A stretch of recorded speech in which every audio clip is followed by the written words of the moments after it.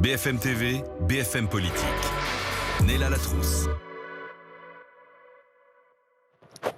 Bonjour Marion Maréchal. Bonjour. Merci d'avoir accepté l'invitation de BFM Politique. Merci à vous. Le rendez-vous d'actualité du dimanche midi en partenariat avec la Tribune Dimanche. À mes côtés justement pour vous interroger Bruno Jeudi et Amandine Atalaya. Bonjour à vous deux. Bonjour. Et apparaît à l'antenne pendant que je vous parle un QR code ici à ma droite, enfin à ma gauche mais à la droite de l'écran plus exactement, qui vous permet, amis téléspectateurs, d'adresser vos questions à Marion Maréchal. Vous scannez le QR code et normalement tout arrive sur ce téléphone. Les questions sont relayées à l'antenne. Marion Maréchal, les frappes israéliennes se poursuivent au Liban avec plus de 700 morts depuis lundi, parmi lesquels l'état-major du Hezbollah, le chef du Hezbollah, du groupe terroriste par ailleurs. L'offensive se traduit aussi par un certain nombre de victimes civiles. On est déjà à plus d'1 million de déplacés également, d'après les chiffres de l'ONU, dont un quart vers la Syrie. C'est le titre de la Tribune Dimanche, le vertige de la guerre totale. Marion Maréchal, est-il encore possible d'éviter la guerre totale dans la région ? Je le souhaite, je l'espère et je le crois. Bon, pour nos amis libanais, ce serait évidemment un drame absolu que le Hezbollah entraîne finalement le pays malgré lui dans cette guerre, parce que c'est ce qui est en train de se passer. Rappelons quand même les faits, le Hezbollah est un soutien actif, militant du Hamas. Ce que vous dites, à Gaza, c'est la faute du Hezbollah. Le Hezbollah, évidemment, entraîne le pays malgré lui dans cette guerre, puisqu'il a fait le choix de frapper, ou de tenter en tout cas de frapper les populations israéliennes, y compris civiles, disons-le. Pourquoi Israël intervient aujourd'hui au Liban ? Pour neutraliser le Hezbollah, qui est une menace pour sa population civile et qui est une fois plus un soutien actif du Hamas. On sait que le Hezbollah prend en otage la souveraineté du pays et du Liban depuis maintenant des années, que c'est un des pions utilisés par l'Iran qui utilise cette ingérence au cœur du Liban pour pouvoir frapper Israël et affaiblir Israël. Et donc c'est vrai qu'il y a une forme, on va dire, malgré tout, de légitimité dans la réaction d'Israël à vouloir protéger ses populations civiles en neutralisant bien sûr les têtes de pont, ce qui a été fait d'ailleurs du Hezbollah. Maintenant, moi, ce que je souhaite, c'est qu'Israël, à un moment donné, n'aille pas jusqu'à la guerre totale. Je ne crois pas d'ailleurs du tout que ce soit leur intention que d'ouvrir un deuxième front. Sache mettre fin aux hostilités guerrières et accompagner une transition, parce que j'ai discuté avec un certain nombre d'amis libanais sur place, notamment Sami Gemayel, qui est aujourd'hui l'un des chefs politiques chrétiens là-bas, et qui explique que le pays est évidemment très partagé, parce qu'ils ont peur de la guerre totale, ils déplorent et regrettent bien évidemment, ils sont très mécontents des morts civiles, et en même temps ils voient bien que l'affaiblissement du Hezbollah est un potentiel nouvel espoir. Et je finis juste par là, je crois qu'aujourd'hui l'une des responsabilités de la France et de la communauté internationale, c'est que maintenant que la tête du Hezbollah a été neutralisée, d'accompagner cette transition, c'est-à-dire concrètement la démilitarisation du Hezbollah, le retour de la souveraineté du Liban, y compris jusque dans sa propre défense, et puis une transition évidemment électorale pour permettre de stabiliser le pays et de sortir de cette prise en otage iranienne du Liban. Le Liban qui n'a toujours pas de président parce que de fait les tiraillements politiques. En attendant, vous évoquiez la France.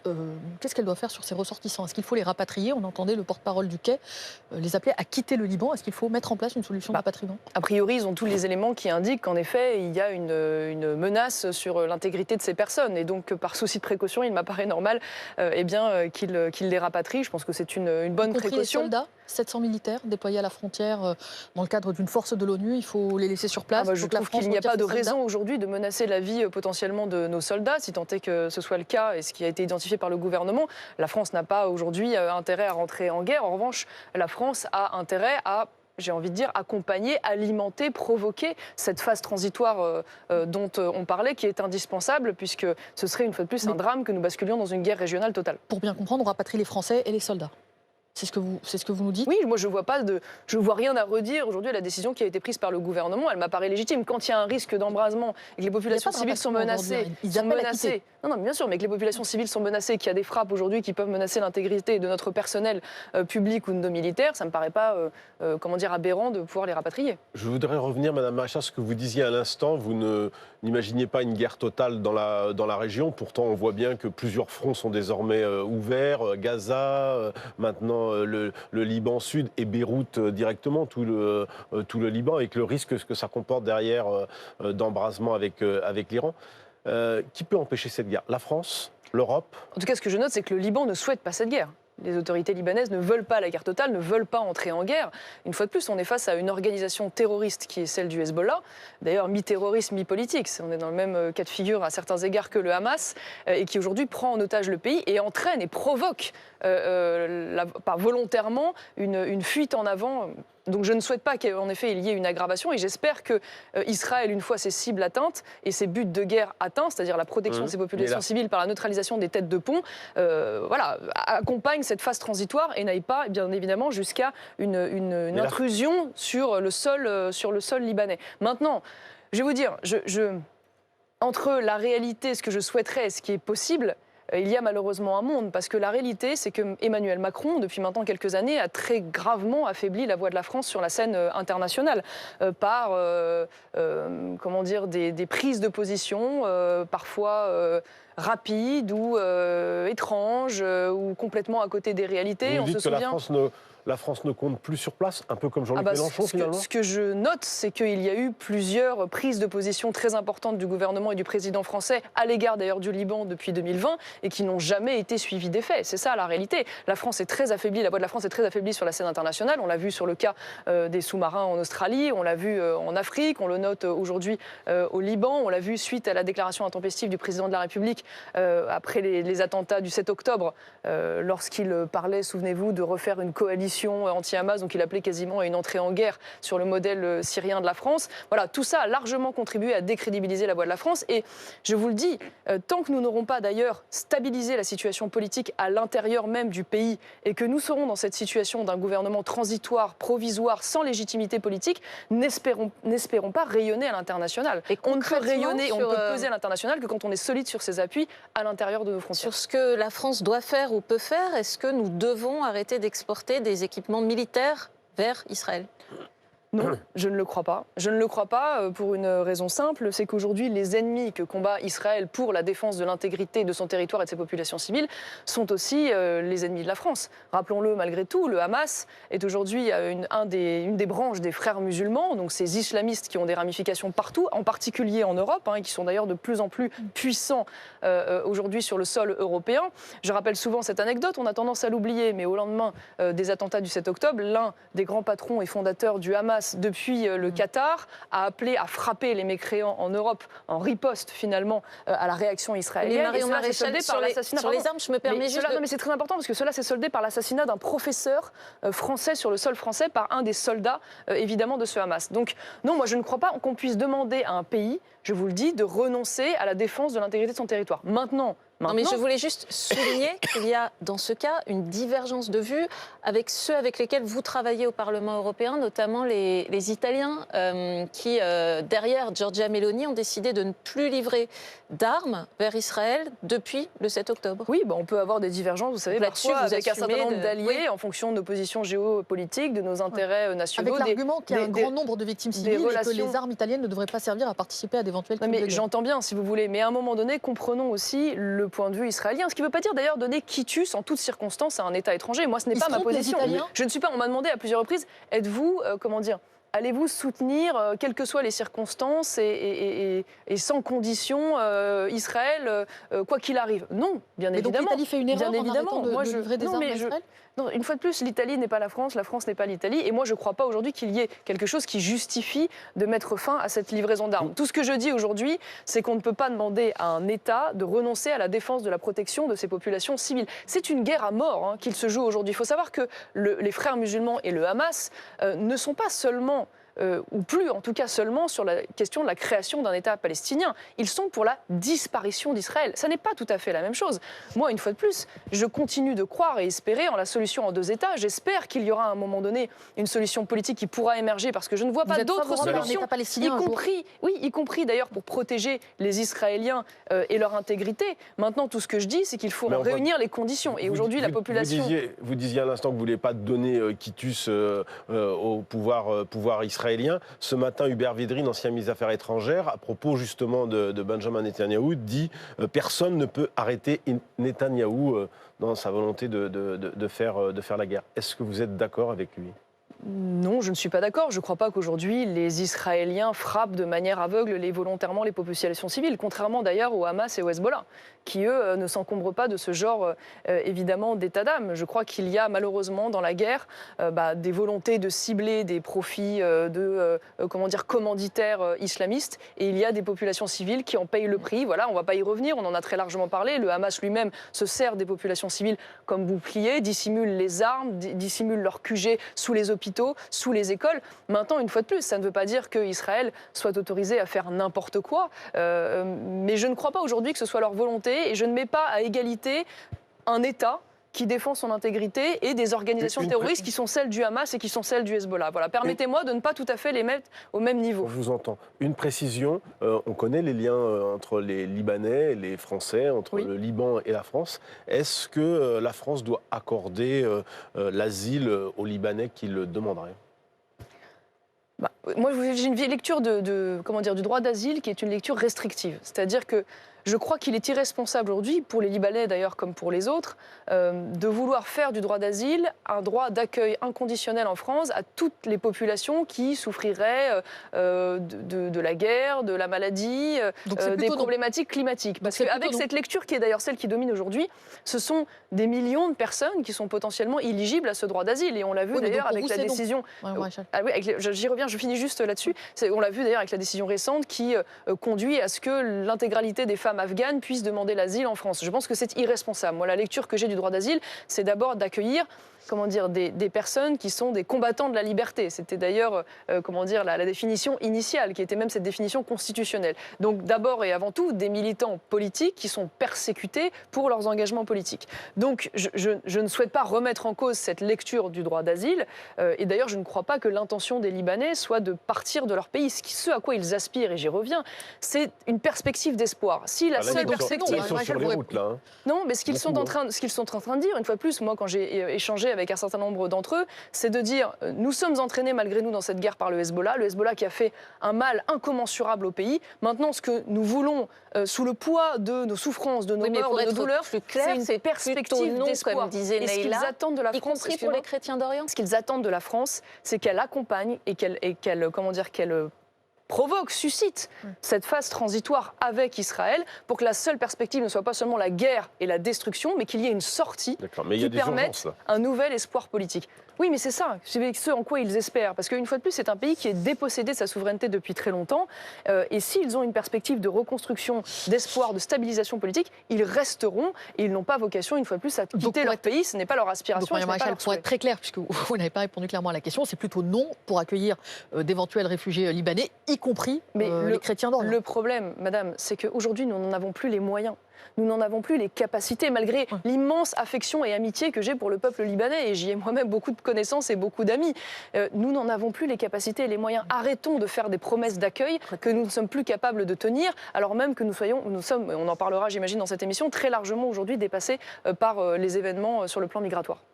On s'approche bientôt de l'anniversaire tragique du 7 octobre, et Bruno Retailleau, le nouveau ministre de l'Intérieur, a donné des instructions très claires au préfet ce jour-là. Il veut renforcer la vigilance lors de potentiels rassemblements, notamment pour signaler des slogans antisémites.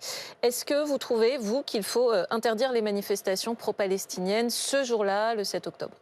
Alors inutile de vous dire toute l'antipathie évidemment que j'ai pour un certain nombre de ces manifestations et de ces militants qui profitent, si je peux dire, du conflit israélo-palestinien pour laisser se déverser leur haine antisémite et leurs accointances douteuses avec un certain nombre d'islamistes et les frères musulmans.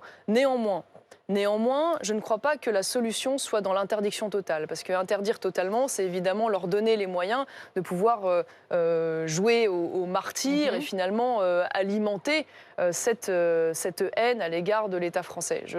Il est d'ailleurs dans la logique assez classique de la lecture du droit, c'est-à-dire qu'il y a des libertés fondamentales qui doivent être respectées par principe, et on ne peut, circonscrire ces libertés fondamentales que si elles portent atteinte à l'ordre public. Donc vous faites confiance au préfet pour décider si oui ou non si le ministre de l'Intérieur a des éléments ou des indices du fait des renseignements qui laissent entendre qu'il pourrait y avoir des troubles à l'ordre public, soit des appels à la haine, soit des débordements violents, là, il m'apparaîtra légitime, évidemment, effectivement qu'elle soit interdite. Mais une fois de plus, ces consignes sont quand même la révélation d'une chose, c'est-à-dire qu'il y a de fait aujourd'hui, ça ne fait d'ailleurs quasiment plus débat, une importation de ce conflit sur le sol français, quoi qu'on en pense, et qui a d'ailleurs été largement voulu et alimenté et instrumentalisé, y compris dans les élections européennes, par ces partis d'extrême gauche que sont par exemple la LFI, qui a abouti d'ailleurs à ce que le président de la République lui-même refuse, on l'a quand même oublié, de participer à la manifestation contre l'antisémitisme, tant il craignait finalement les réactions au sein de la population française. Non, il trouvait que c'était pas sa place et il avait déjà largement exprimé un soutien à Israël. C'est pas la place du président de la République d'être dans une manifestation pacifique contre l'antisémitisme à un moment donné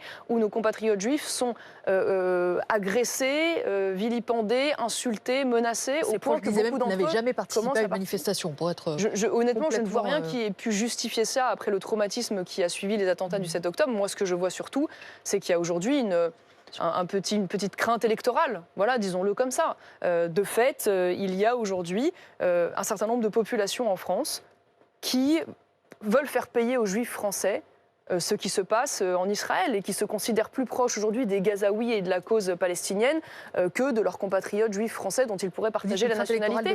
Voilà. Pardon ? Une crainte électorale d'Emmanuel Macron ? Oui, je pense que tout cela peut être sanctionné dans les urnes. Voilà, on le sait.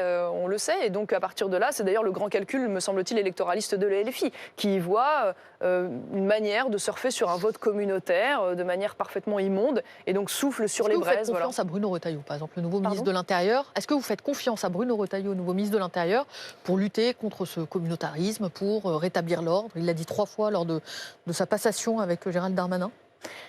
Permettez-moi d'être quand même un peu refroidi par l'expérience passée que nous avons eue dans le duo Gérald Darmanin et M. Dupond-Moretti.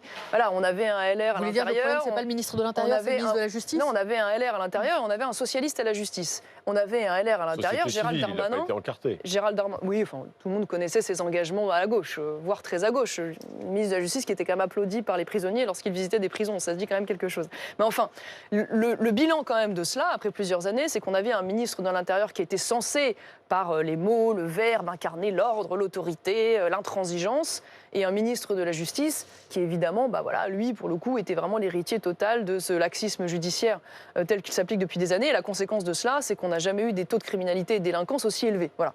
Donc, le problème de Bruno Retailleau, au-delà de ses intentions affichées, on va attendre les actes, voilà, c'est l'heure de vérité pour lui, si je puis dire.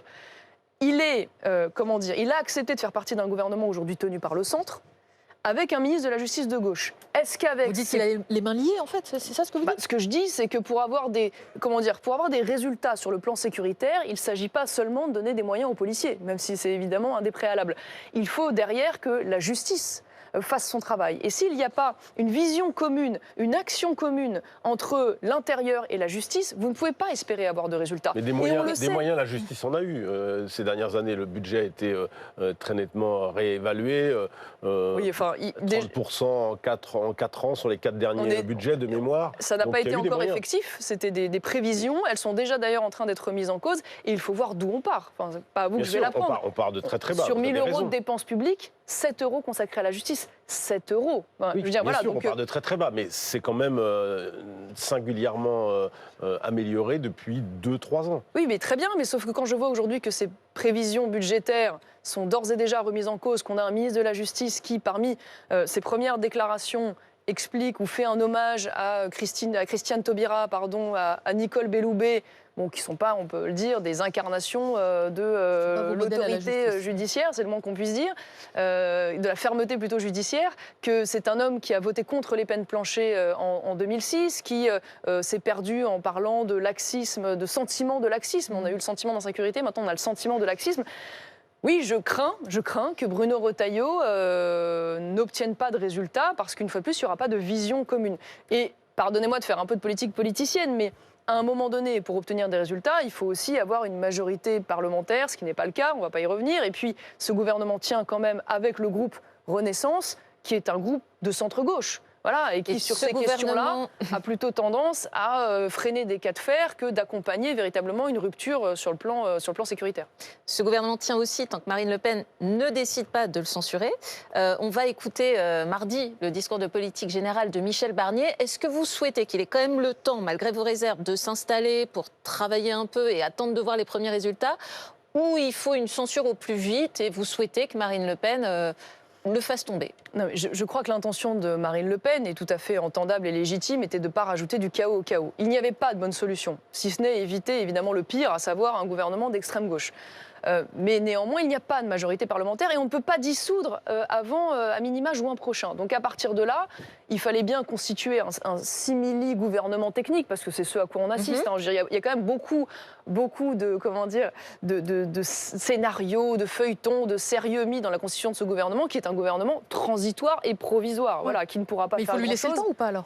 Et non, mais ce que je suis en train de vous dire, c'est Par qu'à exemple, partir le budget, de là, vous souhaitez au moins qu'il passe on a pris le budget. gouvernement qui risquait le moins la censure. Ouais. Moi, ce que je crois, c'est que si ce gouvernement veut être à minima utile, parce qu'il ne pourra pas faire de grandes réformes, voilà, ça c'est évident, qu'il s'empare du sujet central, l'un des sujets centraux, qui est la crise démocratique et institutionnelle que nous sommes en train de vivre. La réalité aujourd'hui, c'est qu'il y a une crise de la légitimité politique qui menace même le bon fonctionnement de la Ve République. Et donc il faut, oui, en effet, réfléchir à une réforme des modes de scrutin qui permette une meilleure adéquation entre la représentation parlementaire et l'effectivité du nombre de voix, ce qui n'est pas le cas aujourd'hui. Et donc j'ai envie de dire que... Mais vous pensez vraiment que c'est l'urgence pour les Français qui aujourd'hui nous écoutent je et qui pense pensent que dans la d'abord perspective... pouvoir d'achat, immigration... Mais vous ne trouvez pas que... Je pense que oui, je vous le dis, dans la perspective de, comment dire, de l'après gouvernement, qui sera la seule manière finalement de pouvoir retrouver une vision, un programme et des réformes possibles, il faut préparer cela et c'est la seule chose sur laquelle ce gouvernement pourrait être à minima légitime et obtenir une majorité. Donc il ne peut pas passer à côté de ça. L'Assemblée n'a jamais été autant émiettée, il doit y avoir 10 ou 11 groupes politiques, on a l'impression quand même qu'à peu près tous les courants sont représentés. Oui, mais mal représentés. Oui, mais la proportionnelle, elle offrirait un émiettement aussi important de l'hémicycle. Il se trouve que la coalition qui a obtenu le plus de voix, à savoir la coalition RN Éric Ciotti, près de 11 millions de voix, n'a pas le nombre de députés qui correspond aujourd'hui à ce nombre de voix. Et à l'inverse, la gauche qui a obtenu moins de voix, à savoir 9 millions, pourtant arrive à avoir un nombre d'élus plus important. Donc oui, je crois qu'aujourd'hui, il faut que ce gouvernement s'empare de ce mandat décisif pour préparer l'après. Voilà, parce que je vous le dis, je n'attends rien de cette phase transitoire. Alors il y aura, je l'espère malgré tout, quelques tentatives de baisse des dépenses publiques, parce que là, on en parlera très certainement. On va parler du budget. Mais ce que je crains, c'est qu'une fois de plus, dans l'univers socialiste mental dans lequel nous évoluons, on a l'air d'aller davantage vers une augmentation de la fiscalité qu'une baisse des dépenses publiques. Donc, on va parler du budget. Je crains qu'on ne soit déçu. Marion Maréchal, dans quelques instants, vous restez avec nous. À tout de suite dans BFM Politique.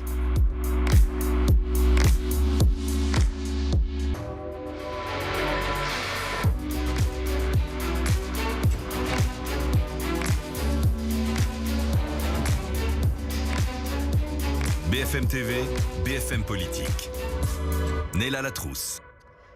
Toujours avec Marion Maréchal, députée européenne, vous siégez au groupe des conservateurs et réformistes européens. Invitée donc de BFM Politique en partenariat avec la Tribune Dimanche. J'ai une question téléspectateur pour vous, Marion Maréchal, une question de Louis. La gauche veut destituer Emmanuel Macron. Qu'en pense le Rassemblement national? Alors je précise pour lui que vous n'êtes plus au Rassemblement national. Alors je ne suis pas au Rassemblement national. Mais sur la demande de destitution d'Emmanuel Macron. Alliée au Rassemblement national, mais je ne suis pas au Rassemblement national, donc je ne vais pas me positionner mais sur la demande de destitution, tout de même. J'ai cru comprendre, et d'ailleurs c'est un souhait que nous partageons dans le camp national en général, c'est qu'évidemment nous souhaiterions que le mandat d'Emmanuel Macron s'achève le plus vite possible. Et donc si nous pouvions imaginer qu'il mette fin à son mandat peut-être davantage et plus probablement par une démission que par une destitution, tant mieux si je puis dire. Mais honnêtement, ça m'apparaît être comment dire, une illusion procédurale que de vendre cela aux Français. Il y a quand même très peu de chances que ça aboutisse. Puis les conditions de la destitution sont quand même dans un cadre très particulier. Une défaite électorale ou un manque de soutien de la population ne suffit pas à justifier une destitution. J'en profite puisque la question de lui en appelle une autre. Effectivement, vous êtes allié au Rassemblement national, mais plus dans le parti. C'est Hugo qui nous écrit en disant: est-ce que vous envisagez de créer votre parti et quand? Alors permettez-moi juste de faire un petit retour en arrière très rapide. En effet, ça ne vous aura pas échappé, j'ai été tête de liste pour Reconquête. Non, mais parce qu'il y a beaucoup de confusion et je le comprends. D'ailleurs, tout est allé très vite et parfois très violemment. Nous avons eu un désaccord avec Éric Zemmour au moment des élections législatives, puisque Éric Zemmour souhaitait présenter des candidats, quoi qu'il arrive, face à la coalition RN Ciotti, et je ne souhaitais pas que nous le fassions. Donc j'ai fait le choix de soutenir cette coalition, et à l'issue de ça, j'ai été exclu par Éric Zemmour de Reconquête, moi d'ailleurs, et les 3 eurodéputés qui m'accompagnaient sur la liste. Donc aujourd'hui, quelle est ma position? C'est très simple. Je souhaite la victoire du camp national. Voilà, je ne veux travailler qu'à cela dans les années à venir, et je souhaite que cette coalition puisse arriver aux affaires avec pour condition de tirer les leçons de l'échec des élections législatives, à savoir qu'aujourd'hui, nous ne rassemblons pas assez de Français, nous n'élargissons pas assez finalement la voix du camp national, et donc pour, je crois, dépasser finalement cette difficulté, eh bien, il faut que nous acceptions de travailler en partenariat avec différentes forces politiques qui ont chacune leur voix, leur autonomie, et qui en complémentarité peuvent permettre de rassembler 50 plus 1 Français. Et c'est donc tout ce à quoi je veux m'atteler avec la ligne politique qui est la mienne, à laquelle évidemment je ne renonce pas, les élus qui m'accompagnent au Parlement français comme au Parlement européen.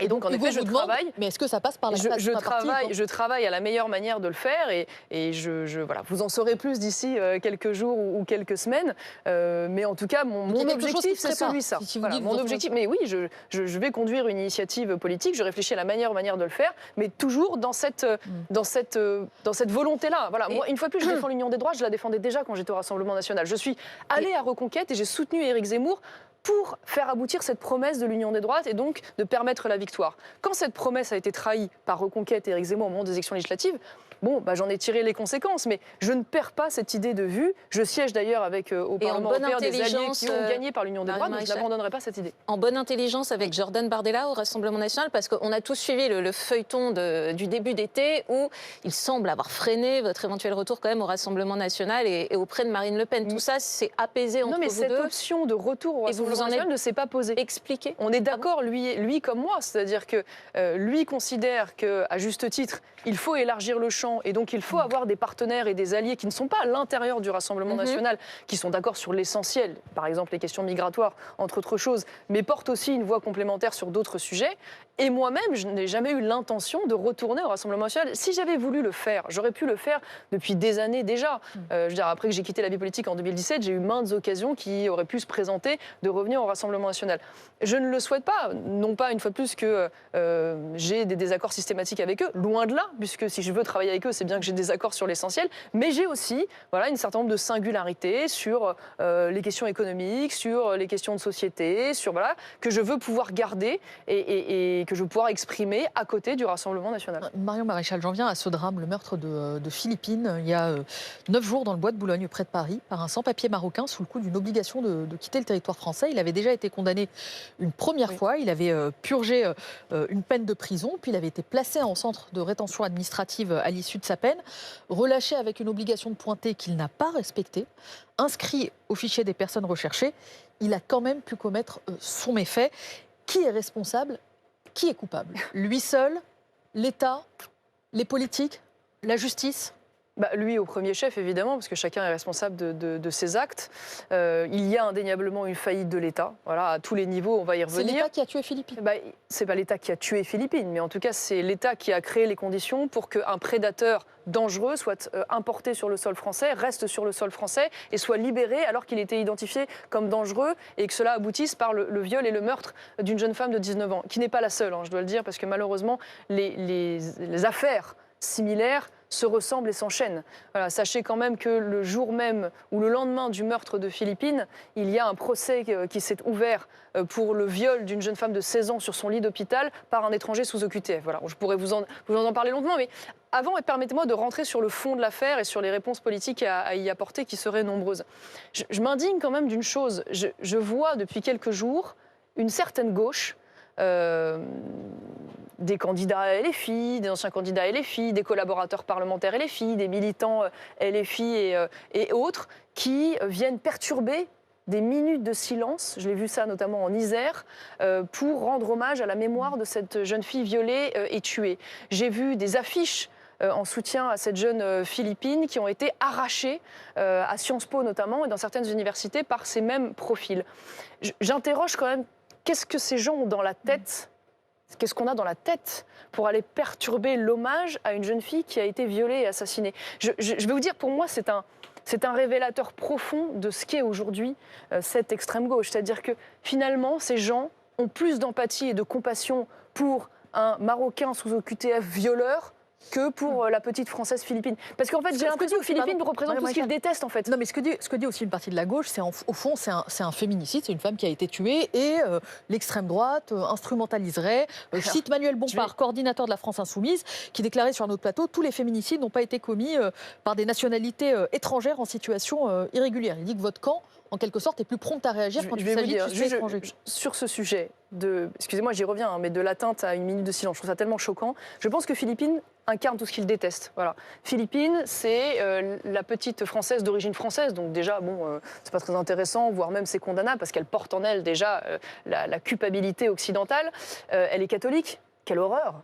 Quelle horreur pour cette extrême gauche. Elle était scout en plus, donc vraiment elle incarne tout ce qu'il déteste. Voilà. Et donc évidemment, il s'autorise des choses absolument innommables.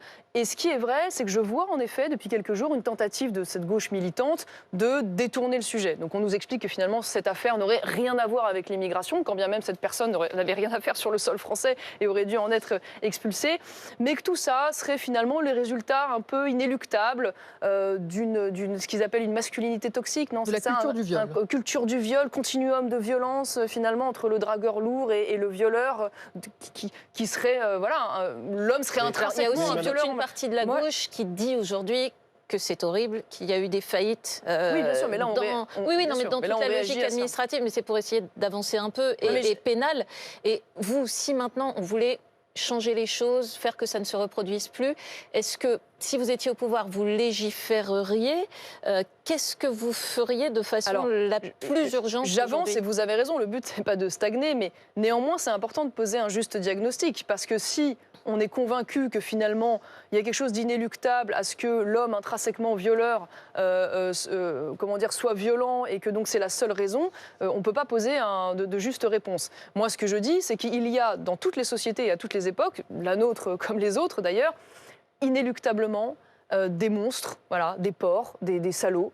C'est un fait et on n'y échappera jamais totalement. Et l'État, évidemment, doit faire en sorte de réduire à minima leur nocivité. Mais ce n'est pas une raison, si vous voulez, à partir du moment où on a cela, pour importer de façon supplémentaire et massive d'autres criminels et d'autres prédateurs. Parce que c'est ce qu'on est en train de faire. À un moment donné, quand même, regardons en face le fait qu'il y a une surreprésentation de la délinquance étrangère dans tous les crimes et délits. Tous, voilà. Et en particulier dans les viols. En particulier dans les viols, c'est pas mes chiffres. Hein. Regardez les chiffres du ministère de l'Intérieur ou ceux de l'INSEE.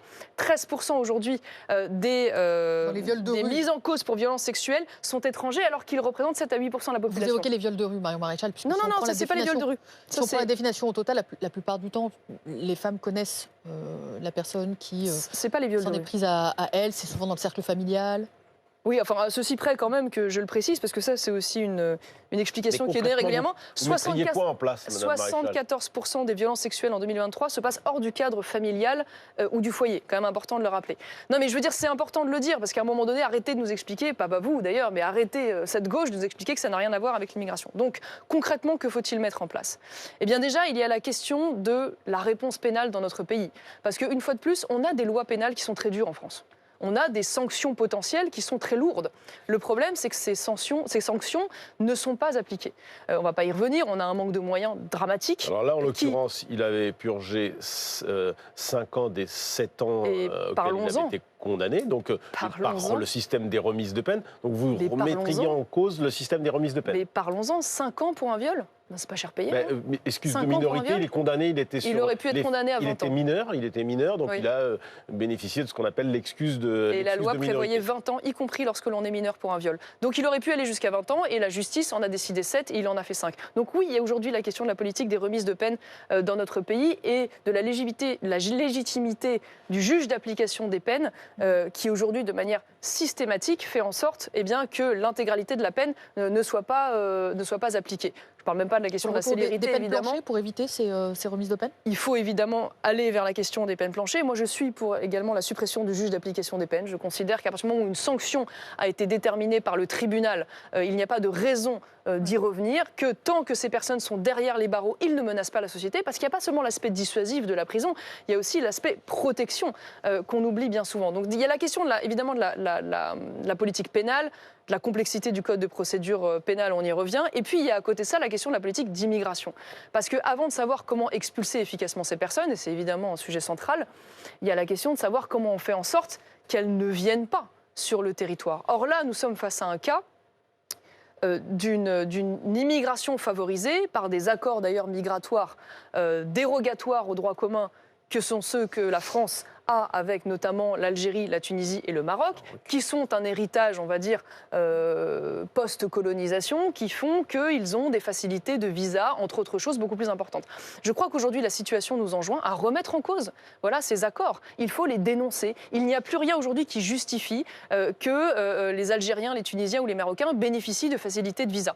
Parce que, une fois de plus, on parle d'immigration illégale. Mais l'immigration illégale, ça n'est pas d'abord les traversées spectaculaires et évidemment éminemment dangereuses en Méditerranée. C'est d'abord une immigration légale qui arrive légalement par des titres de séjour ou des visas sur le territoire français et qui se maintient illégalement. Dans Donc son il cas faut précis, assécher cette il aurait immigration dû clandestine par la quitter baisse des visas. Territoire français, ça fait en tout cas un moment que la France demandait au Maroc de délivrer un laissez-passer consulaire, le document nécessaire pour qu'il puisse retourner au Maroc. Et le Maroc a un peu traîné et ça a été assez compliqué. Qu'est-ce qu'on peut faire pour accélérer la délivrance de ces laissez-passer et deux, faire en sorte que le taux d'exécution des OQTF, aujourd'hui 7% seulement, augmente. D'ailleurs, il y a deux sujets. Vous savez qu'à partir de 2003, on a très largement réduit ce qu'on appelle la double peine. Savoir qu'avant, le juge pouvait, dans le cadre d'une décision de justice face à un crime, de manière complémentaire, faire en sorte que la personne soit interdite du territoire français. Donc c'était une décision qui était immédiate et qui n'était pas optionnelle. Le problème aujourd'hui, c'est qu'on est face à un système où le préfet peut ou pas, d'ailleurs, décider d'appliquer une OQTF à un criminel. Ça devrait être systématique et automatique. Déjà, c'est la première chose. Ça devrait être ensuite, évidemment, contraint, puisqu'on enjoint ces personnes à quitter le territoire français. C'est ce que vous conseillez à Bruno Retailleau, qui réunit les préfets mardi pour des instructions. Eh ben, ça pourrait évidemment être une des pistes, au moins législatives, à envisager, même si on arrive à en appliquer que 7% aujourd'hui, on peut toujours en demander plus, mais si on arrive pas à les mettre en place... J'y viens, c'est pour ça que j'allais y venir. Je ne crois pas que la principale réponse aujourd'hui soit législative. Elle est d'abord, et vous l'avez relevé, dans le fonctionnement procédural. C'est-à-dire que, déjà, d'une part, il faut se donner plus de facilité pour pouvoir garder les personnes en centre de rétention. Et là, il y a deux leviers. Évidemment, allonger la durée légale de détention, qui peut aller jusqu'à 18 mois dans certains cas. C'est d'ailleurs ce qu'a fait l'Italie, alors qu'aujourd'hui, le droit européen permet jusqu'à 18 mois. On ne s'autorise à le faire que jusqu'à 90 jours. Donc, ça nous donnerait déjà plus de latitude pour récupérer ces laissez-passer consulaires. Et puis, il y a le nombre de places disponibles. Je le rappelle, on a 1800 places en centre de rétention, alors qu'on a, selon le Gérald Darmanin, entre 700 000 et 800 000 clandestins sur le sol français. Donc on a besoin d'augmenter massivement ces places. Il faut créer des centres de rétention. Le gouvernement s'y était engagé, le précédent, jusqu'à 3 000. On en ça a veut rien dire vu. Des moyens absolument considérables. 18 mois en centre de rétention, multiplier les centres de rétention, les très places bien, madame, de prison. mais où mettons c'est toujours des moyens, évidemment, mais tout dépend d'où on les sort. Où on met la priorité. Voilà, je crois qu'aujourd'hui, la sécurité des Français n'a pas de prix. Et je crois que le gouvernement devrait se concentrer là-dessus. Sanctuariser, par exemple, la construction de nouvelles places de prison, de centres de rétention administrative, ça doit être la priorité du budget à venir, alors qu'il faut trouver 100 milliards d'économies d'ici 2027. Ça m'apparaît. C'est quand même le pacte social. Le pacte social, c'est quand même que le citoyen renonce à la légitime défense. D'assurer sa propre défense parce qu'il remet à l'État le monopole de la violence légitime. Si l'État aujourd'hui n'assure plus la sécurité élémentaire des citoyens, le pacte social est rompu. Et dans ce cas-là, ne nous étonnons pas demain de voir des citoyens des hausses d'impôts à vos yeux. Est-ce qu'il peut y avoir une logique si on a besoin de déployer des moyens à, comme le souhaite Michel Barnier, augmenter les impôts? Je crois qu'il y a aujourd'hui des choix plus courageux à faire que les hausses d'impôts.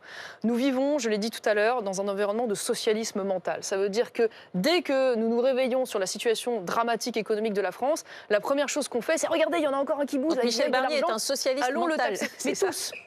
Oui, c'est terrible, mais tous. C'est-à-dire que depuis 40 ans, gouvernement de gauche comme de droite compris... 50 ans qu'il est en vie politique, il était plutôt classé dans le parti gaulliste. Mais très bien, mais moi, je m'en tiens au bilan. Ce que je note, c'est que depuis 40 ans, gouvernement de gauche comme gouvernement de droite, présidence de gauche comme présidence de droite, la trajectoire a toujours été la même.